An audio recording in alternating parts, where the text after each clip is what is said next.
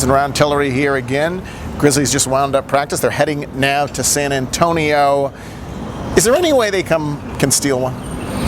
Well, you know, this isn't the NCAA tournament. I think that's one of the things people have to keep in mind. So anything can happen. I mean, we saw them beat the Spurs under much different circumstances in 2011. So it's not unheard of, I guess my point is, for 16 to beat a 1. I mean, 8 beat 1s in the NBA all the time.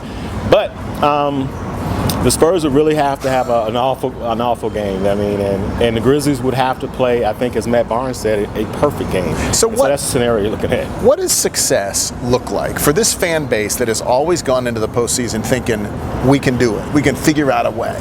What should be the goal? To compete. You know, people will remember the last Spurs-Grizzlies playoff series, the Western Conference Finals, and they'll say, oh, the Grizzlies got swept. Go back to that series. They played 2 overtime games. That was a close sweep. So they showed well in that series. They just got beat in 4 games by a superior team. So I think what you're just looking for is to limit your mistakes if you're the Grizzlies, to be in games in the last 6 minutes, which is winning time, and then anything can happen.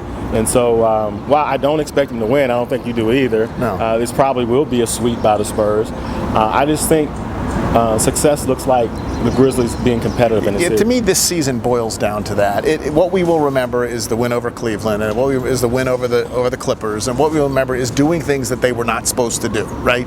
It's not about how far they go in the playoffs, because we acknowledge that's not within the realm of possibility. Right. So you want them to hang in there. If they can steal a game, fabulous. But if they can simply, dignify their place in the playoffs by doing their best. I think that's all we expect this year, right? Do their best. Exactly. And I think that's why there wasn't a lot of pressure in the last 2 months of the season like there has been in the past, because the reality is the Grizzlies didn't lose the 5th seed because they were banking on 28 different players. Right. Xavier, Mumford, guys you never heard of down the stretch.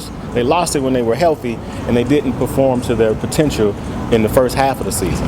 And so if this team was healthy, if they had Mike and they had Mark, I think you would have higher expectations. You would say we're nearing the end of grit and grind.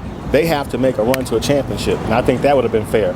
But they started the season with Mike Conley, Bano Udre, and Mario Chalmers at the point guard. No disrespect to Jordan Farmar and Xavier Mumford.